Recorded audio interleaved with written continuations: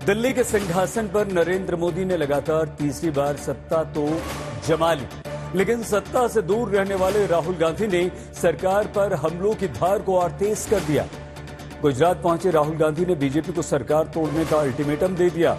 उधर बिहार में लालू ने एक कदम आगे बढ़ते हुए कह दिया कि अगस्त के बाद दिल्ली में मोदी की सरकार गिर जाएगी। हालांकि बीजेपी और एनडीए के साथी दलों ने विपक्ष के हुंकार पर पलटवार किया है और कहा है कि ये दिन में सपने देख रहे हैं। अब सवाल ये कि मोदी सरकार बनने के बाद भी विपक्ष लगातार इतना हमलावर क्यों है? क्या विपक्ष केंद्र को स्पष्ट बहुमत नहीं मिलने के डर में रखना चाहता है या फिर बीजेपी के सहयोगी दलों के साथ उकसावे की राजनीति को खेल रहा है? आज दंगल में बहस इन्हीं प्रश्नों को लेकर हम करेंगे, लेकिन उससे पहले आज की हमारी ये विशेष रिपोर्ट।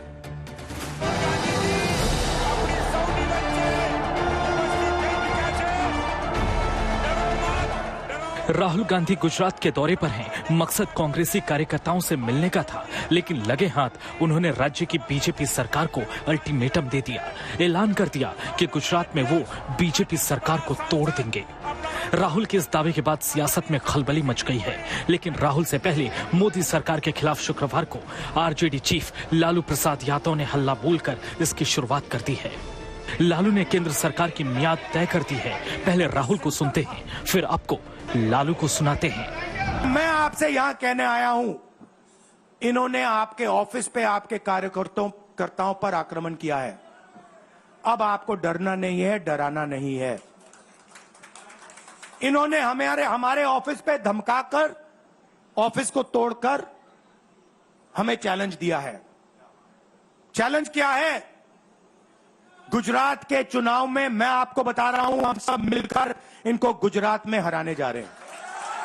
जो हमने कहा, और लिख के ले लो, कांग्रेस पार्टी की जो आत्मा है वो गुजरात के चुनाव में लड़ेगी और नरेंद्र मोदी और बीजेपी को गुजरात में, जैसे हमने अयोध्या में हराया है, वैसे ही हम गुजरात में इनको हराने जा रहे हैं। कौन हराएगा? हमारे लीडर हराएंगे, हमारे बब्बर शेठ टाइगर हराएंगे। लोकसभा में पिछले 2 चुनाव के मुकाबले कांग्रेस के बेहतर प्रदर्शन से राहुल का हौसला बढ़ा हुआ है। वो बीजेपी को अब सीधी चुनौती दे रहे हैं। कांग्रेस की आरजेडी भी अब मोदी सरकार को आंख दिखा रही है। आरजेडी अध्यक्ष लालू ने तो मोदी सरकार के गिरने का वक्त भी बता दिया है।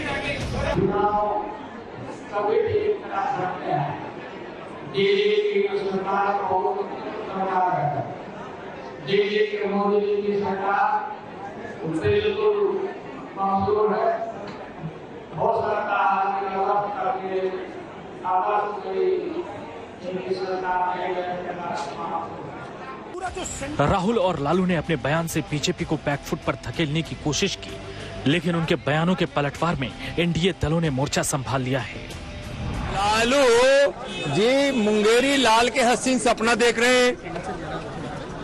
इस देश और बिहार की जनता ने तीसरी बार माननीय नरेंद्र मोदी जी को प्रधानमंत्री बनाकर अपनी इच्छा इस देश, दुनिया और बिहार को बता दी है कि नरेंद्र मोदी जी के नेतृत्व में ही देश बढ़ेगा और बचेगा। यादव अपना देखें, नीतीश कुमार का पैर पूजे, नीतीश कुमार के फोटो लगा करके बाप बेटा उनको जाके चरण छुए, जो उन्हें 2015 में एक लाइफ दे दिया, नहीं तो फिर अगला बार ये 22 सीट पर अटकेंगे। समय समय पर ये बयानबाजी दी जाती रहेगी। मैं अभी की बात नहीं कर रहा, अभी अगस्त है, फिर उसके बाद बोलेंगे साल के आखिर तक, फिर बोलेंगे अगले साल तक, फिर अगले विधानसभा तक। ये तमाम बयान इसी तरीके से चलते जाएंगे। हकीकत है, केंद्र की सरकार जितनी मजबूत कल थी, आज उससे ज्यादा मजबूत है। 2024 चुनाव में बीजेपी को सरकार बचाने के लिए स्पष्ट बहुमत नहीं मिला और वो 240 सीटों पर आकर रुक गई है। सरकार को बरकरार रखने के लिए साथी दलों का सहारा है और सहारे की इसी बैसाखी पर इंडिया गठबंधन लगातार हमला कर रही है। खासकर गुजरात को मोदी और बीजेपी का गढ़ माना जाता है और इसी गढ़ से राहुल ने बीजेपी को चेतावनी देकर अभी से आगे की सियासत की दिशा तय करने की कोशिश की है। और आप जाके पूछिए वहां पे। अहमदाबाद से ब्रजेश दोषी के साथ आज तक ब्यूरो।